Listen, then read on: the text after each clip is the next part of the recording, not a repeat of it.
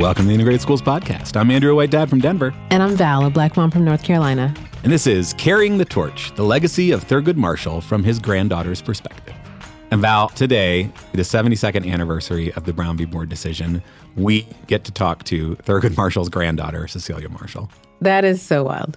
I think about the number of times I've quoted Thurgood Marshall in my life, particularly his Milliken v. Bradley dissent. Unless we learn together, there's little hope we will learn to live together, like, I don't know, at least weekly. Oh, at least twice an episode?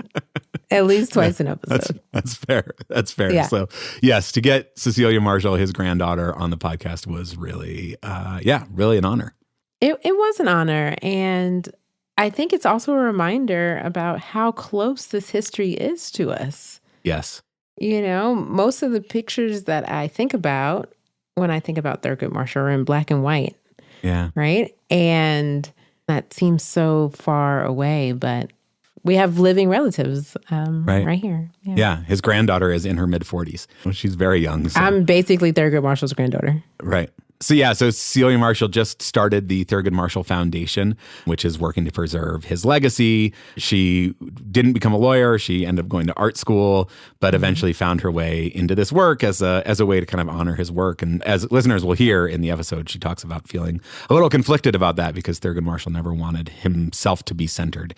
He always felt like it was the plaintiffs who really were the heroes of the story. And I think we believe that here as well, right? We are super excited to have all of the famous people that we have on the show. And each one of them leaves us the message that all of us are really important to the fight for justice in education and in our country. And I hope that's what people hear in this conversation as well. Like, you don't have to be a lawyer or lead a nonprofit to really make a difference. Yeah, absolutely. The Brown v. Board anniversary, it's a case that obviously carries a lot of cultural cachet.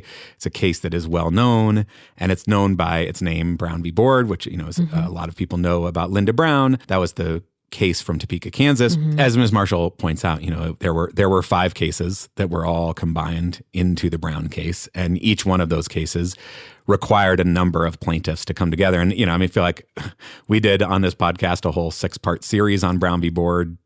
7 years ago now. Encourage listeners to go back. We've had a number of conversations about Brown. I've thought about the Brown decision a lot, but it wasn't actually until today, getting ready for this, that I realized there were over 200 named plaintiffs between the 5 cases that made up Brown v. Board. And I'm learning that right now. That is amazing and shows how much organizing was required in communities around the country. Yeah, 200 people who are willing to risk a lot to join these cases. You know, it wasn't without risk to be part of any one of these cases. You've got 5 cases. They were in Delaware, Kansas, South Carolina, Virginia, and Washington, D.C. The Kansas Topeka case is the one that most people know, Brown v. Board of Topeka, Kansas. But we also had Davis versus County School Board of Prince Edward County in Virginia, started in 1951. It was actually the result of a student walkout led by Barbara Rose Johns, who was 16 years old at the time. And you think about the power of student organizing, you know, that led to this court case that eventually made its way all the way to the Supreme Court, which is just a very powerful story. Absolutely. You've got Gebhardt v. Belton in Delaware. That was a case that was argued by Lewis Redding, whose grandson, Stefan Lawinger, was on the podcast a while back. We'll put links to that episode in the show notes. Bowling v. Sharp in Washington, D.C., and then Briggs v. Elliott in South Carolina, which was actually the first case that was filed, started all the way back in 1947, you know, and it took 7 years for it to get all the way through to the Supreme Court. Speaking of the sacrifices that people made to join these cases, Eliza and Harry Briggs, who filed on behalf of their son Nathaniel, despite the eventual victory in the case, they lost so much. You know, they lost their jobs. They eventually had to move out of South Carolina. And their son, Nathaniel Briggs, never went to an integrated school. Right. We talk about Brown v. Board as a victory, and it certainly was. And there were so many people who sacrificed so much, not just on their own behalf, but on behalf of their community, on behalf of future generations. I think Ms. Marshall really reminds us of the importance of remembering those people and their stories. Recognizing that everyday courage from caregivers, from students, from people who saw injustice and couldn't sit with it and decided to say they wanted to take action and literally sign their name. That is what made this difference. That's what we're also celebrating with this anniversary. Yeah. And it feels particularly poignant. It feels like a really important moment to be telling the story of Brown, to be telling the story of Thurgood Marshall and his legacy and the things that he valued and fought for in a time when, the Supreme Court just came down with the Louisiana versus Calais decision that gutted the Voting Rights Act and has left us with southern states redrawing their maps to disenfranchise black voters. And certainly the Voting Rights Act and all of the voting rights legislation that Thurgood Marshall pushed for, a lot of that legacy is being undermined in this moment. Yes, it has been disappointing to watch. And as Thurgood Marshall taught us, this is a very long battle with lots of small battles, and thus with lots of possible wins. Even if it looks like there are none, I know that there are folks working right now to make sure that we have wins throughout this time as well. Yeah. Yeah, folks like the NAACP Legal Defense Fund that Thurgood Marshall founded in 1940. He was only 32 years old when he founded it. That's wild. Which is what were you doing at 32? Crazy to me. What were you doing at 32? Not doing anything nearly as useful as Thurgood Marshall No, not was. at all. But he recognized that there needed to be an organization really dedicated to, as the LDF says, defending the humanity and advancing the rights of black people in America. And they're still here today. They were involved in arguing the Calais case, and their work continues to feel incredibly important. Yeah, absolutely. Can we get to the star of the show? I think it is time for the star of the show. We should take a listen to Cecilia Marshall. Let's do it.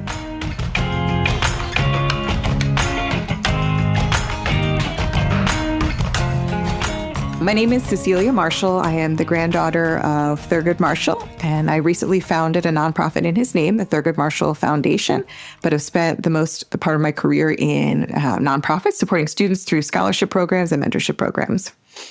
Amazing. The Thurgood Marshall Foundation, your mission is to preserve, protect, and promote Thurgood Marshall's legacy through preservation, storytelling, education, and programs that support the next generation of civil rights leaders. The focus on supporting the next generation of civil rights leaders.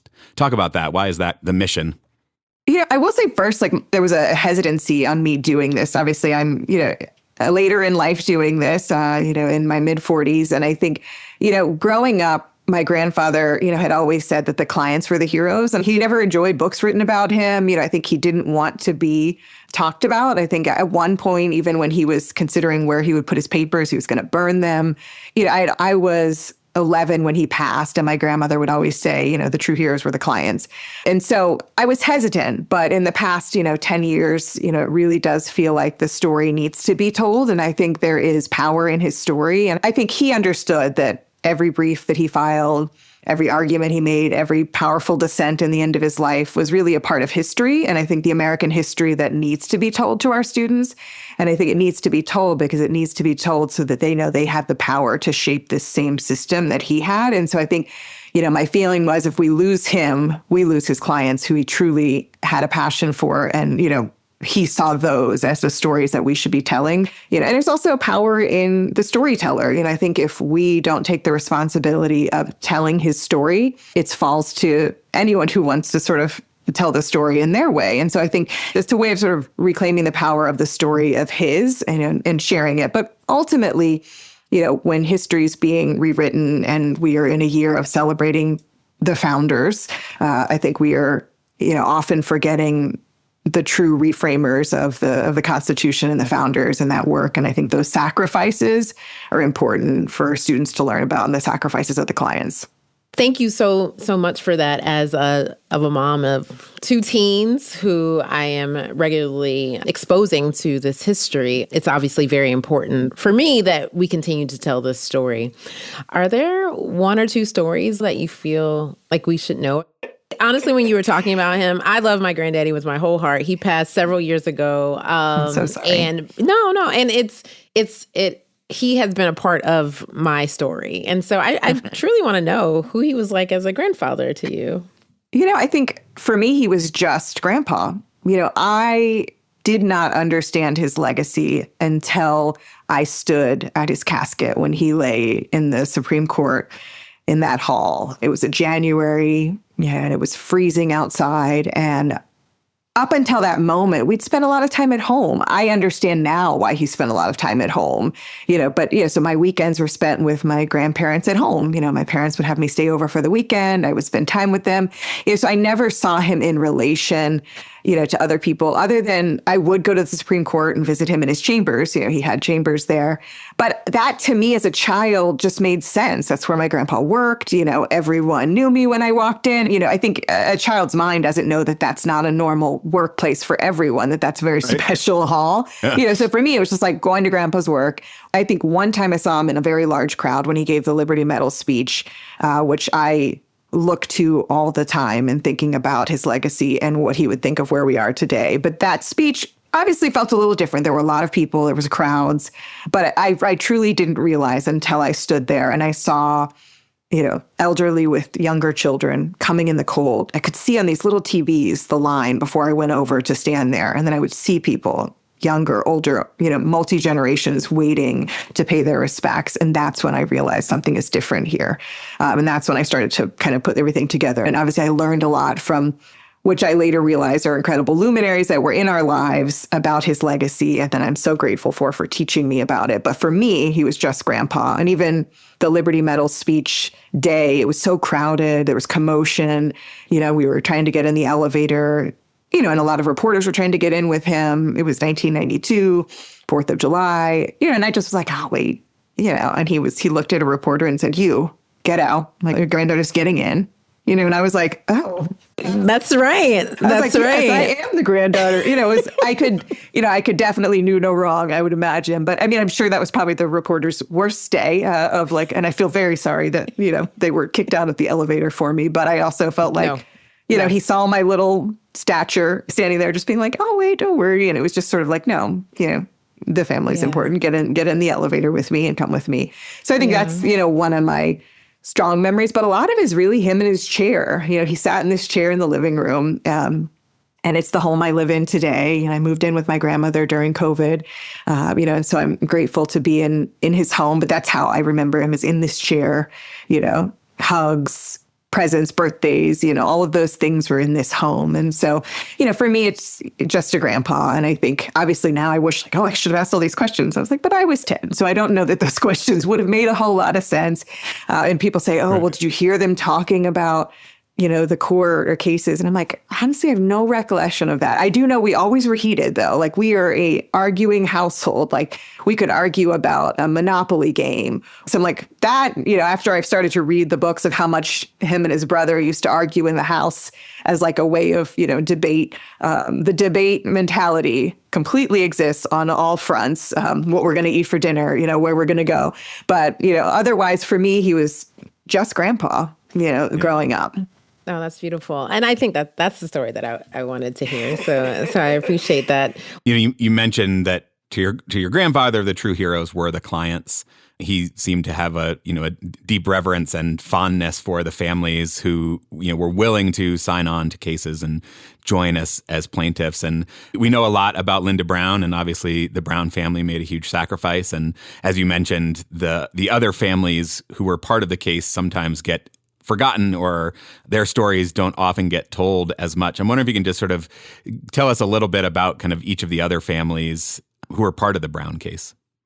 Yeah, absolutely. I think, I will cite a publication that I often go to, and it's called Recovering Untold Stories, An Enduring Legacy of Brown v. Board of Education Decision. It's within the University of Kansas Library. And so I look to that because it's actually all of the clients talking about their stories. So it literally goes and touches on the Kansas case, the Delaware case, the DC case, Prince Edward County, Virginia, and Clarendon County. And it's just a wide-ranging set of differences in each case as well. And I think, and maybe I gravitate to South Carolina because that's the way they handle, the cases when they argued in front of the Supreme Court. Whoever was the trial lawyer argued that case. And so that was my grandfather's case with South Carolina. So I'm obviously much more familiar with those stories. And so when you think about Barbara Johns and leading a student strike, when you think about students leading that effort in Virginia, in my home state, it's just so striking how they started and how they became. Even South Carolina was not about where it ended up. It was about just getting a bus for children, small children, my son's age, walking miles to school. And so I do think people need to be reminded that that's what our children did, is that our children were walking miles. And some of those kids are still alive, like not Correct. in the distant past, Right. not in the 1800s. Like some of those kids are alive who did that walking are still alive today, right? This is Absolutely. recent history. Yeah. And I think certainly the pressure put on, my child's 6 and Linda Rowan was 7. I think the pressure on a 7-year-old. Right. That's why all of us get angry when we hear you don't want to tell my 6-year-old child about these injustices. Absolutely. If that child could handle the violence on their body, our children can learn about it at that same exact age. It's not too young to learn about what happened.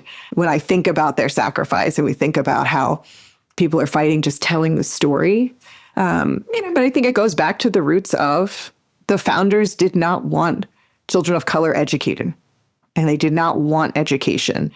And why? Because it tells the power of the people. And even when you see the little bodies, I met Ruby Bridges when my father was actually the director of the United States Marshal Service at one point in his career. And Ruby Bridges, I met her, and I look at, the visuals, her body is small. But I think of their parents, I think the children were brave, but I can't imagine as a mother. I think, we think about the child, obviously, because they're small and that sacrifice was theirs. But just that, imagining that mother's feeling of their child and not being able to protect them, but understanding that this sacrifice was for the community, and they made that sacrifice for the community and for their children. And so I think, I struggle when I hear that we don't want to teach our children about these children being spit on, being harassed, Autherine Lucy being attacked on the way out of the University of Alabama by a white mob. We're doing some work in elementary schools. And last week, I got the best hug from an almost 6-year-old. And she pulled me in and she put her head right here and did that little nestling thing. But just that reminder of how small their bodies were, like, it is jarring, to say the least. And the fact that they also didn't have Black educators in the building to help them navigate that time as well, right? So I think part of that hug that I received was because of the relationship that she developed with me, right? And so not having an adult in the school that could help her or help them in this transition probably added more to what they were experiencing. Absolutely. And there's a lot of wonderful movements trying to ensure that we have teachers of color in our schools, but it's certainly not where we need it to be in terms of teachers of color in our spaces. And I think there's, a lot of reasons for that, but also, our HBCUs are pulling the heavy lifting of educating our students. And really, I spent about 5 years working at a nonprofit supporting HBCUs, and really uplifting the institutions themselves. But that is because they're ensuring that families are moved economically, and I think it's, the greatest economic mobility is serviced right now by our historically Black colleges and universities, and uplifting that they need to have their full funding, and to be supported. They don't need to be threatened to have funding removed at this point in time. They are, they're doing the work. But I certainly think we have a long distance to travel to diversity in our teachers. And I think it's still, it mattered to those students then, and it still matters now in terms of success. It makes me think of my grandfather sort of in the middle of the civil rights movement taking the position as a judge on the Second Circuit. Remember on your podcast, Logan, cited the white robes to the Black robes. And I think he understood the importance of his body being on that bench, of him sitting in that space. When I look at the court, I think it still matters that you have someone that looks like you up there in that position of power and authority. It needs to happen in our teaching as well, but also it needs to happen in all of our worlds to bring more diverse teachers and understand each other. When you were talking about your 10-year-old self standing outside of the elevator and just the fact that the clients were the heroes, I think about how many children were those clients as well. Can you talk a little bit about his passion for making sure that young people were front and center, and maybe that's how that's influenced your work as well? No, I think it's the children being these warriors at the time. There was a recent documentary about my grandfather done by an amazing director, Alexis Agre, called Becoming Thurgood. And the first screening that I went to, I made sure it was at South Carolina State University. One of my, I'm a huge fan of the campus, the students. And so we showed it there. I had no idea that Nathaniel Briggs was in the audience, and then I met him. And so I was able to hear the story of his parents, Harry and Eliza Briggs, and the sacrifice. I had read about the horrible things that happened to them after signing this petition, and that they never attended integrated schools. They didn't get to reap the benefits of what everyone likes to claim as the Brown victory, which I don't want to say it wasn't a victory. It was a huge victory, but I think we often celebrate it and forget the families that made the sacrifices and didn't get to get the benefits. But I also think it's important because they did it for our children. They did it for the future. They had hoped for their children like we all hope. I have a 6-year-old. And I think you hope for the best, but you also know that there's sacrifices that you will all make for the next generation. And at one point, there was a book written about my grandfather by Carl Rowan, and he interviewed Miss Briggs. And I did ask Nathaniel if I could, repeat this story, and she was asked, you lost everything. You lost your job. Your family was separated. You had to move out of the state. Your children didn't go to integrated schools. If Thurgood Marshall came in your living room again today, would you sign? She said, I would do it again.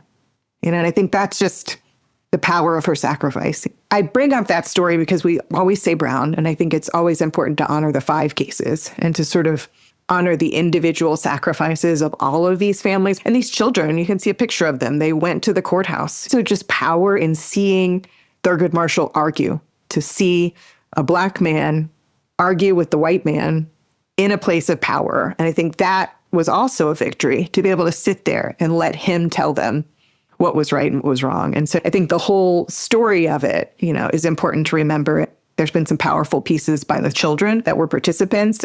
Even when we talked about the Briggs case in front of the South Carolina State students, I don't know that they knew that right there, in the audience, right. Because we imagine these things so long ago, but they were right. children then. So now they are adults that can tell their stories from their perspective. And so I think I always think of the Briggs family and their sacrifice in Clarendon County, South Carolina.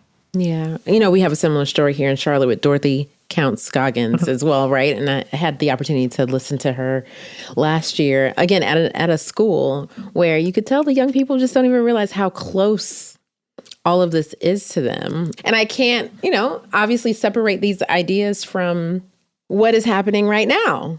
You cite this quote of your grandfather's in sort of your inspiration for the foundation, that we must dissent because America can do better, because America has no choice but to do better. And I'm like, you've got, big family shoes to fill, but you did not go to law school. You're an artist. It feels like maybe you kind of like rejected the family business a little bit, and then it came calling you back, and here you find yourself like back in it. But yeah, like, why does this story need to be told now? Well, I think it's a devastating moment. Every time we feel like our hearts are broken by a decision like Louisiana versus Calais. I mean, I sit on the board of the Legal Defense Fund, which he founded in 1940. We always say the phrase now that we were built for this, but it's important, even when he was asked what his most important civil rights cases are, he always cites voting rights, but he also would say the criminal cases because I could save someone's life. But he always said, they would say, well, what's the most important? And he's like, the next one. It's always what's the next one. So I think it's important to sort of like couch that we're seeing these, but I think these influence the strategy of these, great lawyers that are out there. At the time, there were very few Black lawyers in America. But now we, thankfully, with his legacy and with all those that stood by him, and we're also leaders at the Legal Defense Fund, we have this cadre of lawyers out there on the front lines fighting it every day. But we also need to continue to inspire students to be the next Thurgood Marshall, to be the next Constance Baker Motley. And even when you think about Brown, he would always say it was our team, Robert Carter, Constance Baker Motley, Jack Greenberg, Spotswood Robinson, Oliver Hill, Louis Redding, Charles and John Scott, and Harold Bulwer, Naybrit, Jim Sabrit, and George E.C. Hayes. These were giants, but I think as we see defeat left and right with our system and our democracy, I look to his words and I'm like, he's giving us the instruction. He's telling us what to do. He's telling us to build the bridges. He's saying if our children don't learn together, we'll never learn to work together. As much as we're so polarized right now, he was not one of extremist views. He was one of, we have to work together because we can't keep going opposite directions. So I think that's really the power of like his building bridges moment, was saying, and it's not just the work of the lawyers. He would always say, the lawyers do this, but the rest of the building bridges is up to the rest of us. It's not just the law. So I think that's sort of where I'm coming to things now with the news that we're being hit with in our current state. Yeah, I mean, there's something hopeful, and you certainly look at like the time period in which he became a lawyer, very few Black lawyers, the world that he was fighting. It seems like there had to be a certain amount of hope that he was able to tap into, a belief in the power of the country to do better, of the power of the country to be better, and the role that the law could play in that. But I think it's interesting what you just said, that even he focused on. That was just one piece of the pie, that we needed all these other things. How do you think about that now, sort of the role of the law in driving positive change, and then the role of kind of community, the role of grassroots efforts? And I think we need all of the things. The great Sherilyn Ifill, former director counsel at the Legal Defense Fund now, founder of the 14th Amendment Center at Howard Law. She is doing it in an interdisciplinary way, and so I always look to her for inspiration of how we do it. And I think it's all facets. You still have to continue the fight. The Legal Defense Fund is on the front line, but I think she brings up artists. I was lucky to attend one of her symposiums a few weeks ago, and there was a panel of artists, including the CEO of the National Black Theater. Sade spoke of the power of storytelling. Professor Ifill is leading and bringing together the different disciplines with this center and really helping us to strategize and be hopeful for how we work together. But you need all the things. But I think, as we know, we've seen much worse, and we were built for this fight. But I do think it's also about teaching our children. Like we talked about, I have a 6-year-old. So, still teaching them the cases. I think, it's a 10-year-old, a 6-year-old, they don't necessarily, want to hear about my theory of change or my vision for the foundation, but they understand fairness. I see it in my child. They understand what's fair. I explain Loving versus Virginia, as a multiracial woman in a, multiracial family, I explained Loving v. Virginia to him. It was, I got the preteen book from the library, even though he's 6, but I was like, let's see. And I explained it the best way I could as not a lawyer, but the way I see it. And I said, okay, can you explain to me Loving v. Virginia? And that wasn't fair. And I think that's like just the concept of fairness. And all of these cases, it was about fairness. These things were not fair. And these people sacrificed to make sure that we could make a better democracy, and really a true democracy. And he was always, pushing that, of a true democracy where we're all born with exactly the same privileges. We're not, but that's something he always wanted us to push for. Yeah, you brought up your 6-year-old. What are your hopes for your 6-year-old, and what does sacrifice look like for you? You talked about the ways in which the family sacrificed for their children, not knowing that they would be able to even attend integrated schools, or having lost it all and having to move. What do you think sacrifice looks like for you and your 6-year-old? And I think when I look at my 6-year-old, I'm hopeful that we won't have to sacrifice. He's in public schools, and I hope we stay that way and we can have a wonderful education. But I do worry, we're in Fairfax County Public Schools, which are at the heart of controversy and used in examples, in polarizing ways. And you just worry that the system might be used as a weapon. And so I do worry about the school system itself. And I worry for the teachers and the staff and everything on their plates and trying to do their best. And I worry just about funding. I think we don't fund our schools. I'm in one of the wealthiest school districts, but we are still not properly funded. There's still not enough being paid to the teachers that teach our children. My great-grandmother was a teacher in Baltimore in a segregated school. And I just think, of like that sacrifice that, of her being a teacher, being paid less than, support staff at white schools. I will always be hopeful that my child doesn't have to sacrifice, but I do worry about, racism in schools. I think we get emails, even in the level we're at, K through 5 of, racial slurs in school. I keep getting the emails, and I just think I was one of a few multiracial children in this same school system as a child.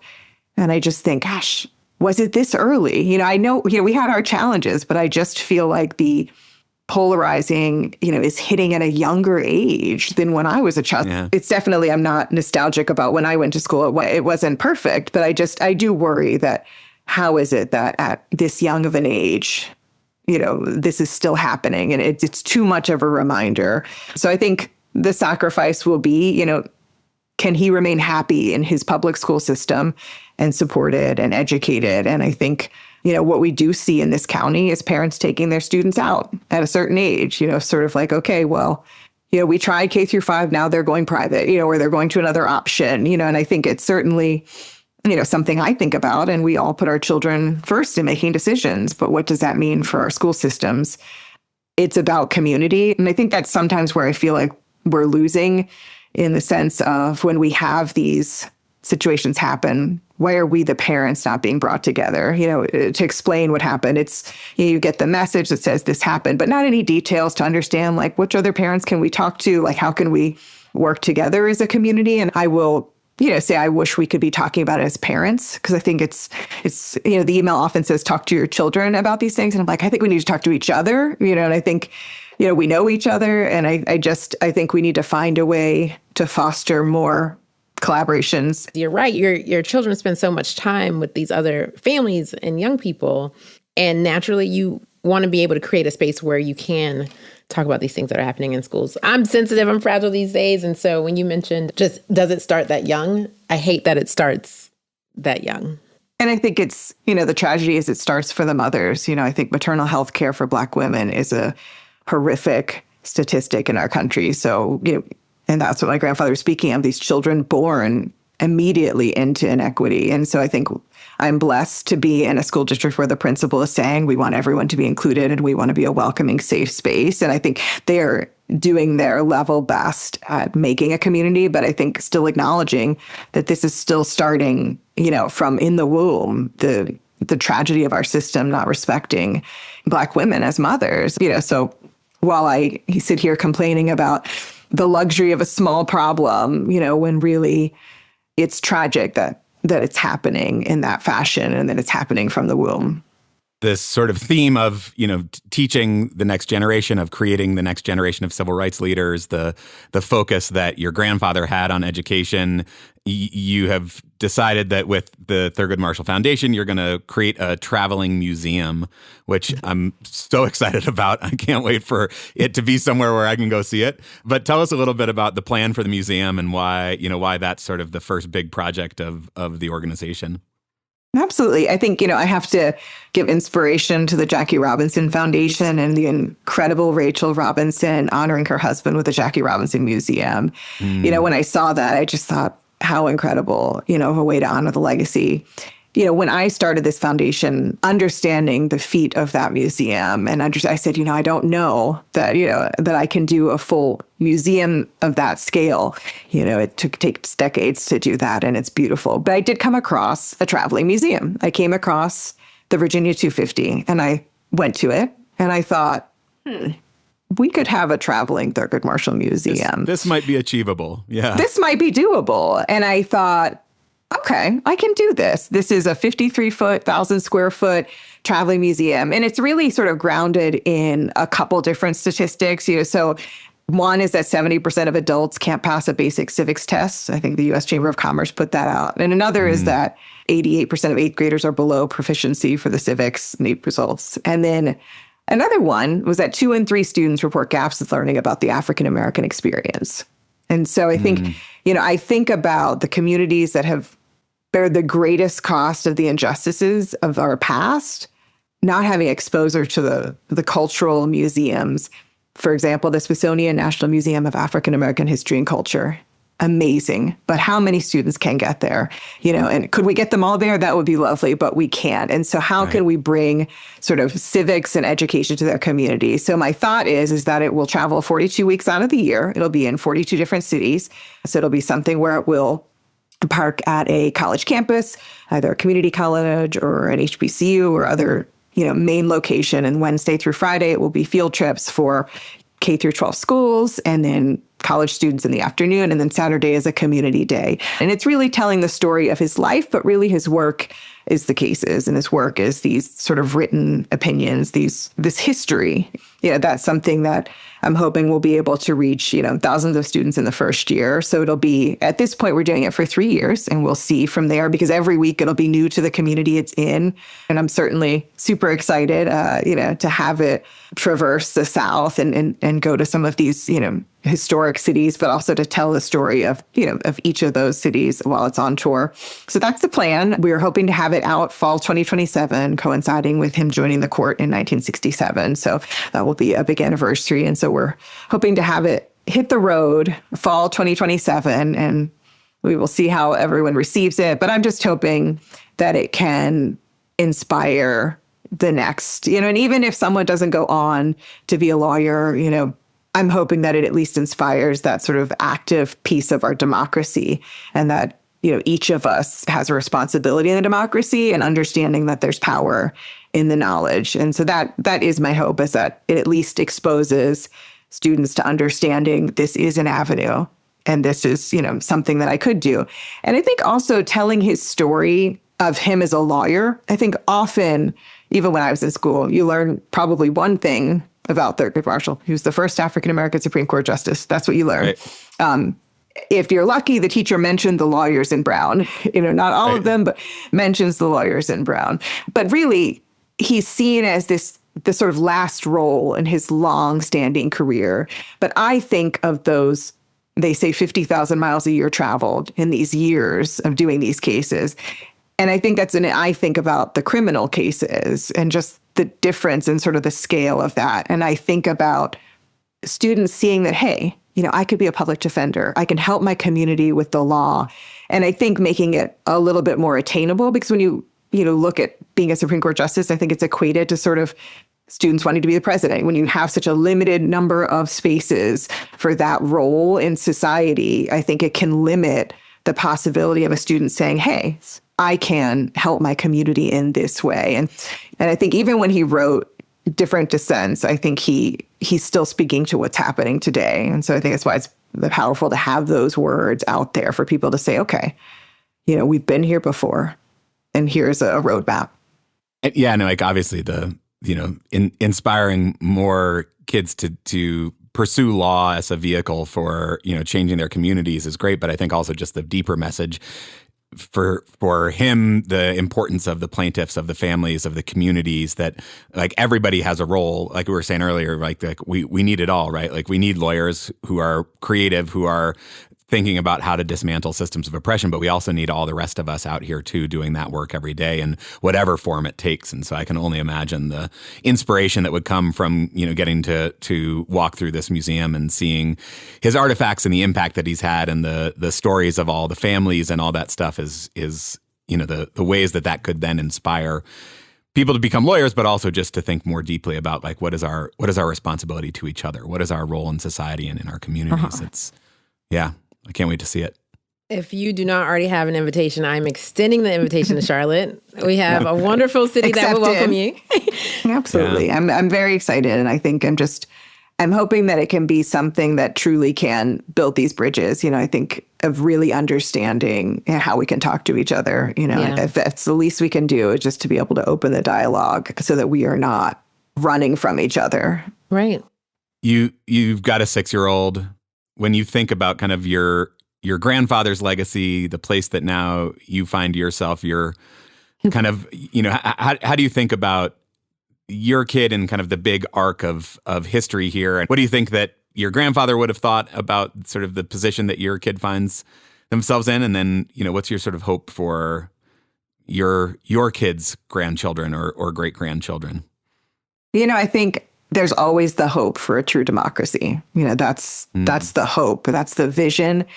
And I think I will be just grateful if my son chooses a path that supports improving our democracy, and I think, and my grandfather said, one of my favorite, and everything from that 1992 speech, I am always reading it. The one quote that sort of anchors me the most, though, I think, is the legal system can force open doors and sometimes even knock down walls, but it cannot build bridges. That job belongs to you and me. Our fates are bound together. We can run from each other, but we cannot escape each other. We will only attain freedom if we learn to appreciate what is different and muster the courage to discover what is fundamentally the same. America's diversity offers so much richness and opportunity. So for me, I think about that. I'm like, we all need to hear that today. Every day. Like, diversity is rich, and it is, and I'm grateful. Again, I'm not sacrificing this because my son is in a multiracial school system. He is in a diverse environment. He is learning to accept all of our differences. So, I have been blessed with that. But every student needs to be able, to also just have the best education possible. And it should not be determined by their zip code. And so I think, for me, when I think about his legacy and I think about where we are today, I just hope that we can really lean in on that and try to, diversity is not a bad word. Diversity is beautiful, and it is rich. And so I think just understanding that our differences, there's so much we can learn from each other. And I think it's, really just trying to ignore the noise of people fighting against words that are beautiful. I'm like, it's like diversity, equity, inclusion.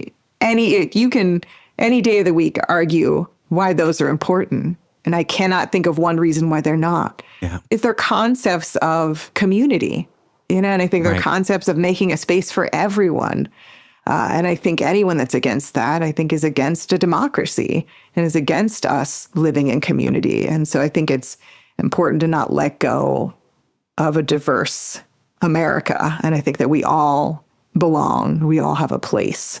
And I will say again, like Fairfax County Public Schools is fighting to make sure we're diverse and taking on the Department of Education, and I'm proud that they are. And I think it's, higher education, those in positions of power, those with the greatest endowments also, stepping up and defending our HBCUs and defending those that may not have the endowment wealth, to fight and, and really speak to the power systems and structures and ensure that we can maintain our diverse environment and our safe environments for our students.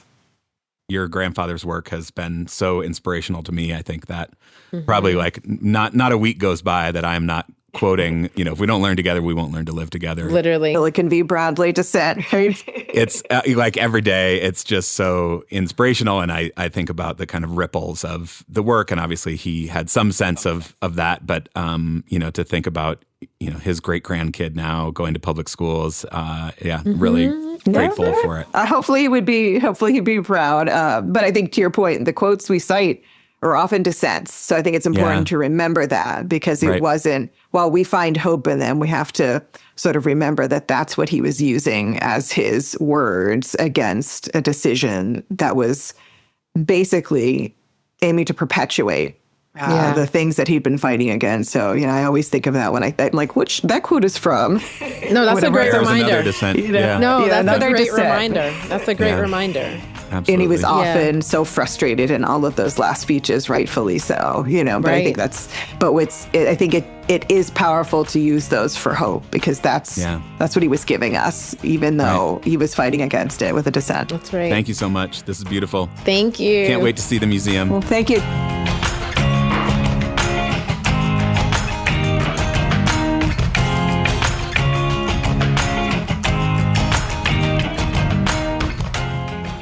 Val, what'd you think?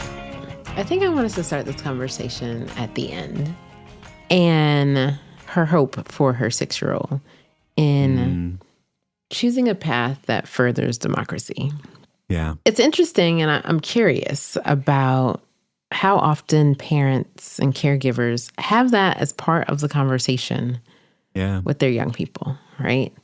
And from just that brief conversation with Miss Marshall, recognizing that those were the types of conversations that were embedded in her everyday life, right? Those are the examples that she saw as part of what was normal for her grandfather's work, for her grandmother's work, for her family's work, right? She's already talking to her 6-year-old about court cases, right? Right. It will feel very normal for her 6-year-old to see that as an option, right? Yeah. Even if they don't pick it right away, because it wasn't her pick right away to be a part of this. And so one, I love that you can't really escape your legacy, and Right. it's gonna hunt you down. It'll get you sooner or later. It will get you. Yep, we're both in that position. Yeah. Yeah, yes, we sure are. But also that it has been an intentional part of her family's conversation, right? Yeah. That your role is to choose a path that furthers this with your gifts and talents. And I know that you and I have conversations with our young people about our hope for the world, our hope for our communities, and they see and are a part of the actions that we take in those efforts. We invite them into that work, and we have invited them into that work even as young people. Yeah. And they're able to show up, whether it's in their schools or in their friend groups, in ways that illustrate that those messages are sticking, right? But I do wonder how many caregivers are like being intentional about those conversations with their young people, not just to say like do good or get a good job, but to be really explicit and say, here's what our country is trying to be about. And the only way it will come about is if people like us step up and play a role in that. Yeah. And Miss Marshall mentioned this, right? Like that might look like become a civil rights lawyer. But that also might look like take that ethos into whatever it is you do. She started out as an artist, like her work led her to this in various different ways, but like we can inject that sort of spirit of democracy into anything we do, any job, any community we join, and I think particularly about schools, thinking about school communities, like these little microcosms of democracy are the perfect opportunity to show our kids that, it's like, it's your job to go and learn. It's your job to get good grades. And it's your job to be a member of this community that helps further democracy, that helps further the functioning of this community, because we all benefit if we all benefit, because we all thrive when we all thrive. And I think that ethos, there's so much individualism and there's so much kind of consumer, like, what am I getting out of this? What's in it for me? That's kind of baked into the way we think about parenting. And it certainly feels like Miss Marshall's take on her grandfather's legacy was a good reminder that we all have broader responsibilities than just to ourselves, just to our nuclear families, just to our kids, but to our whole communities. Yeah. And, we're talking about young people, and I'm thinking again. So I had a chance to be in an elementary school again today. Nice. With the little kindergartners. And I will tell you the hottest topic was they were able to tell us their mom's first names. Okay. My mom's first name is. But one thing that stood out to me in the conversation with Miss Marshall was the idea of children as warriors. Yeah. And that is both inspiring and heartbreaking at the same time. Because again, I'm with 6-year-olds today. Yeah. And the fact that anyone who has not signed up to serve our country has to be seen as a warrior in going to school as a 6-year-old right. Was a lot to ask of our young people. Yeah. I can't shake that idea. Every time I'm in an elementary school and I see that, knowing that it was kids this small. Yeah, and I think about your question to her about like what does sacrifice look like? I think about what does sacrifice look like to me. I think like I struggle with that because my kids go to schools where maybe they don't have the same resources that they might have somewhere else, or they're not getting quite as many field trips, but like in this grand scheme of sacrifices, right. they are safe, they are welcome, they feel like they belong, like nobody's throwing Coke bottles at them. They don't need federal marshals to escort them. Nobody's spitting on them. No one's spitting on them. There is a degree of comfort that I think we have all come to expect. And there's good things about that, right? Like I'm glad that people aren't getting spit on and I do think that like the threats to our democracy, the threats to public education are real. They don't show up in culture in as explicit ways, but like there's still a real threat, and I think that to get through it is going to take sacrifice, and I'm not exactly sure what that looks like. Yeah. I don't even know what it looks like for me, so I certainly don't know what it looks like to ask that of other people, but I do struggle with that idea of like the amount of sacrifice that those families, those 200 named plaintiffs in all of the cases that made up Brown v. Board, all sacrificed something, and a lot of them really significant things. And I don't know what that looks like today, but I do think it's going to take a degree of sacrifice from a lot of people to get through this period. Yeah. I don't know, friend. I would like to believe that I would have signed up. Yeah. I would have said, yes, you can have my kindergartner. Yeah, that's hard. That is hard. Yeah. That is hard. I mean, yeah. Like, I think I would imagine that Thurgood Marshall's knowing those families intimately, meeting them, being with them, traveling 50,000 miles a year to meet all these families is part of why he felt so strongly that they were the heroes. That they were the heroes. Yeah. Yeah, it's a big ask. Oh, man. No, that's poking me in the chest right now because I don't know 195 of their names. Right. Yeah. And many of them sacrificed everything for me. Right. To go to school where I went. And my kids to go to school where they've gone. And for us to be able to have this conversation here. Yeah. Ooh. Yeah, that's heavy. That is heavy, friend. Yeah. I would love if we could put their name in the show notes. I got them. Yeah.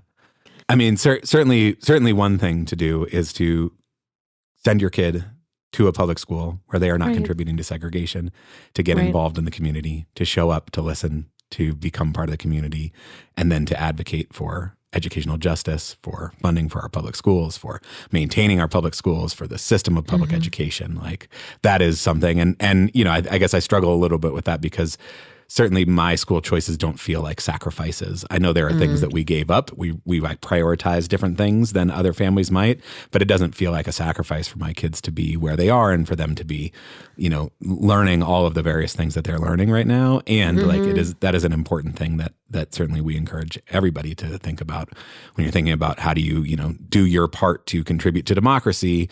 How do you do your part to, as Thurgood Marshall asks, to be a contributing member of this democracy? That's certainly a good place to start. It's funny because I think some people would think that sending your kid to public school is the sacrifice. Yeah. But we're here to say that it's not. No, right. Right. It's not. It's actually a place where your child can learn how to be an active member in their own little democracy before growing up into a larger democracy. And so hopefully you don't feel like public school is a sacrifice that you're making for your young people because there's so much value in it. Ms. Marshall talks about words like diversity, equity, inclusion, and how those are beautiful words. And we should not be afraid to say them. Like her, I cannot think of a reason why we wouldn't want to aspire to those things in our community, right? Yep. And so it is not a sacrifice for your young people to go to a public school where they can be around a diverse group of young people, racially, socioeconomically, ability, right? It's all part of our community anyway. And so why not get a head start, right? Yeah. And how to live together. And that is the ethos behind Thurgood Marshall. Unless we learn together, there's little hope we learn to live together and understand each other. And did you just quote him again? I mean, I got to. 2 times an episode, I was told. So, and why I think the work of the Thurgood Marshall Foundation feels so important to spread this legacy, to share. I can't wait to see the museum when it is ready. Yeah. And touring around the country is so very exciting, and certainly that ethos drives so much of the work at integrated schools. And so we, on this Brown v. Board anniversary, are happy to announce our 1954 campaign. We are asking for listeners, community members to donate $19.54 or $195.40. $1,954. You take your pick. $19,540. Yeah, why stop there? We would be grateful for it all to support the work of integrated schools, and half of those proceeds we will be donating to the Thurgood Marshall Foundation to support the important work that Miss Marshall is doing in honor of her grandfather's legacy. So there'll be a link in the show notes to a link to donate from that. We would be very grateful for your support. And your support also looks like listening to our episodes and sharing them broadly. Yeah. Sharing them within your community, talking about these issues with another caregiver, with your friends and family. The more that we are able to generate these conversations, the more that we're able to shift collective consciousness so that we can help create the world that is good for all of us. Yes. And we want to know how those conversations go.